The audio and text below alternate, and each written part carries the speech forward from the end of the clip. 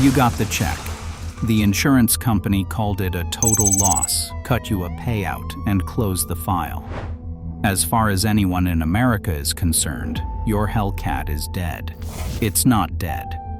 Right now, it's sitting in a repair shop in Lithuania, getting its dents hammered out. And in about 3 months, a guy in Germany is going to buy it off a dealer lot, drive it onto the Autobahn, and have no idea he's behind the wheel of a car that used to live in your driveway. This isn't a theory. There's a 1,000-officer international police operation that proves every step of it. And we're going to walk the whole road, from the parking lot it got taken in to the showroom it gets sold in. Stick around, because the one part of this that should stop the whole thing cold is the exact part that lets it work. Let's start with how the car leaves your life, because it's faster and dumber than you think. A charger. Hellcat gets stolen about 60 times more often than the average car. That's not a number I invented to scare you.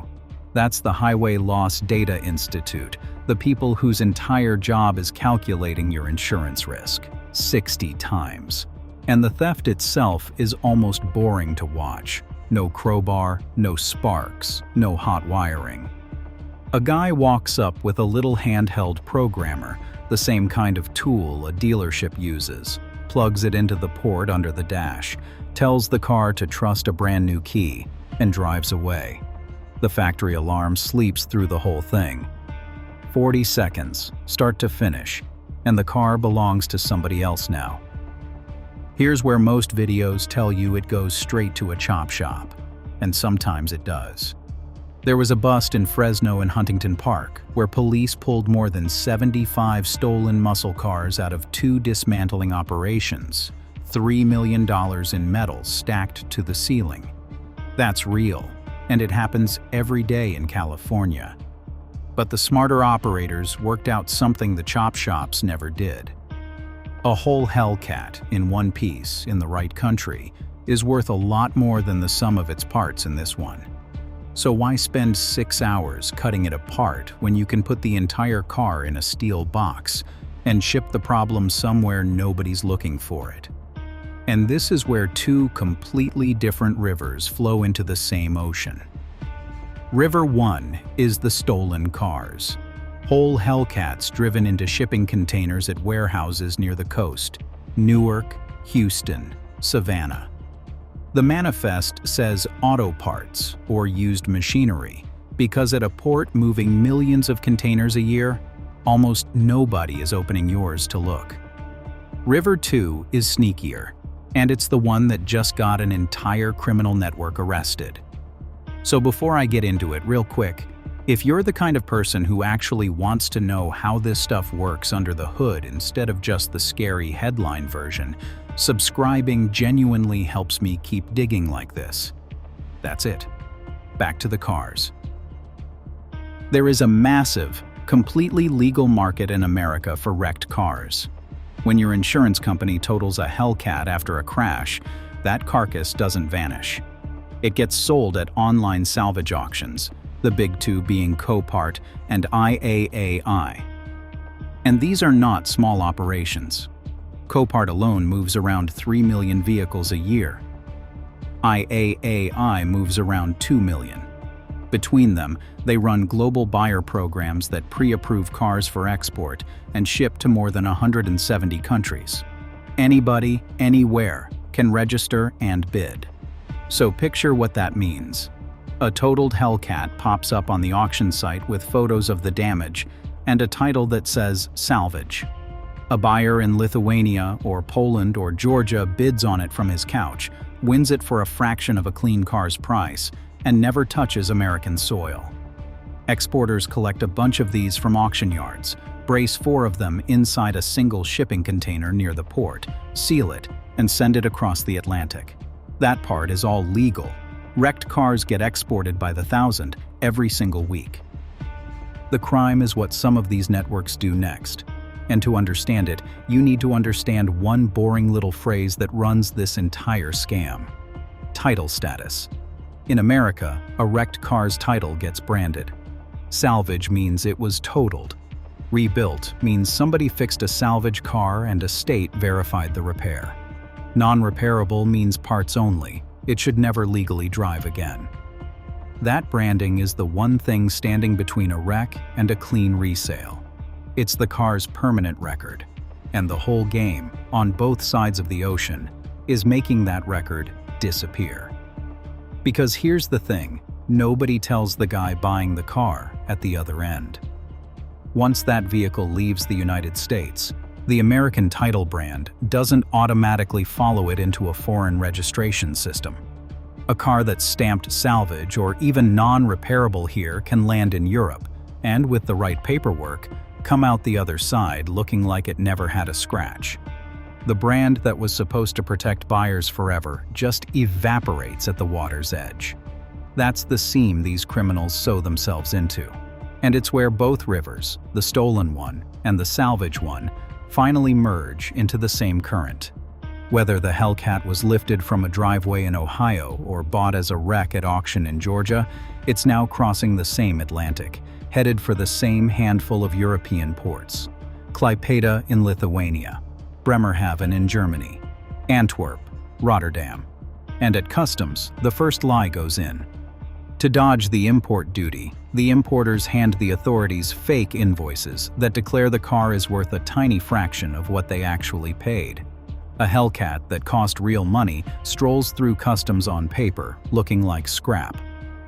Then, every one of them, stolen or salvage, gets driven to the same place. Lithuania, the workshop of the whole operation. And this is the part I genuinely struggle to believe. The repairs that happen in these Lithuanian shops are, in the exact words of the investigators who busted them, only superficial. Just enough to make the car look new. Just enough to pass the technical inspection that's supposed to keep death traps off the road. Underneath the fresh paint and the straightened bumper, the car can still be hiding crushed structure, or no airbags, or damage that will get somebody killed in the next crash. But it photographs beautifully, and that's all it has to do. Quick gut check before we get to the showroom, because this next part is where it stops being a theory and becomes a court case. If you've ever stood in a parking lot looking at a suspiciously cheap Hellcat with foreign plates, keep that memory handy, because by the end of this, you're going to know exactly what you were probably looking at. Drop a comment if that's you. Alright, the cars come out of Lithuania looking factory fresh, and they head for the showroom, which is Germany. Walk the German listings and you'll find scat packs and Hellcats at prices that don't add up. Clean photos, suspiciously cheap, far more of them than a country that barely sold these things should have. The German guys watching this right now already know exactly what I mean, because they've been staring at those listings for years thinking, where are all of these coming from? Now, you know. They're coming from a wreck in America and a paint booth in Lithuania. And the buyer gets told a story. This car never had an accident, or this car was professionally and fully repaired. Both lies. In some cases, the dealership selling it is part of the ring, and they cheat the sales tax on the way out too, using a loophole meant for ordinary used goods to pay tax only on their thin margin instead of the real value. So the car is laundered, the history is fake, the taxes are dodged, and a guy with no clue hands over real money for a hazard with a nice paint job. Now, the proof. Because everything I just told you is the official finding of a real operation, and it's recent enough that the trials are still happening. In April of 2025, the European Public Prosecutor's Office launched an operation they codenamed Nimmersat, which is German for insatiable. Around 1,000 police, tax, and customs officers ran 200 searches across 10 countries in a single coordinated push. What they were chasing was exactly the pipeline I just walked you through. A network buying wrecked cars from US insurance auctions, shipping them over behind a wall of shell companies and fake invoices, patching them up just enough in Lithuania, and selling them across Germany and the rest of the EU as clean, accident-free cars. The scale is staggering. At least 31 million euros in dodged taxes and customs duties. Freezing orders worth 26.5 million. They seized 116 cars, €500,000 in cash, plus property and land. One of the alleged ringleaders, a Lithuanian, was arrested on the island of Madeira, of all places. There are Russian nationals tied into it. And this wasn't a one-time raid that fizzled out. There was a second wave in February of 2026, more than 40 searches across Lithuania alone, and the first formal charges landed in a Berlin court in April of 2026. That is not a YouTuber connecting dots on a string. That is a multinational prosecution with frozen bank accounts and people in pre-trial detention. The road runs exactly where I told you it runs. And if you think Lithuania being the laundromat is some coincidence, it isn't. There's a completely separate case, a different crew entirely, where German and Lithuanian police took down a ring that had stolen at least 28 high-end cars.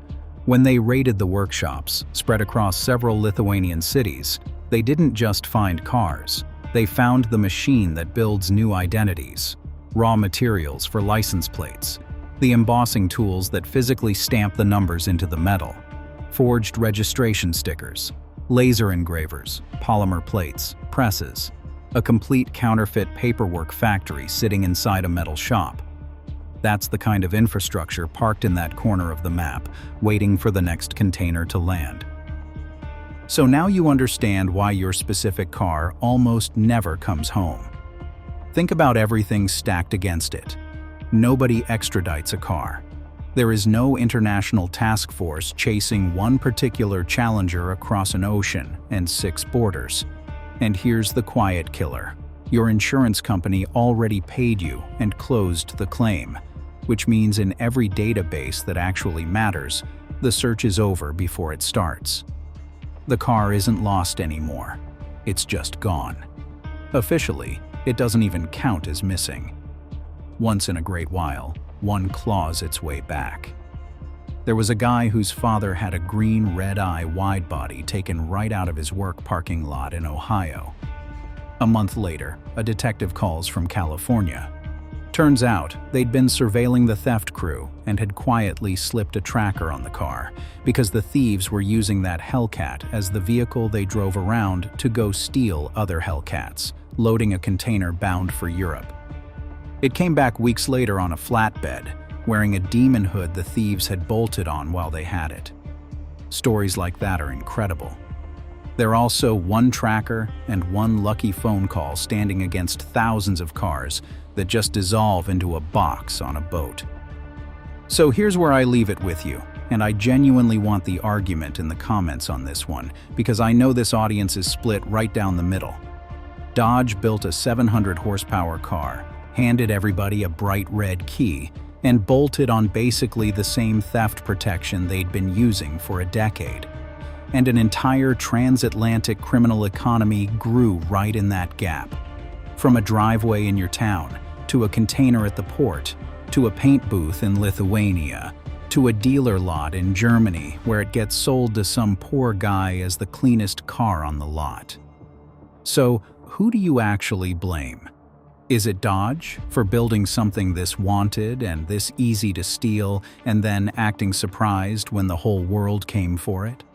Or is that just the price you pay for building the most exciting car America's made in 50 years, and the blame sits 100% with the people stealing them?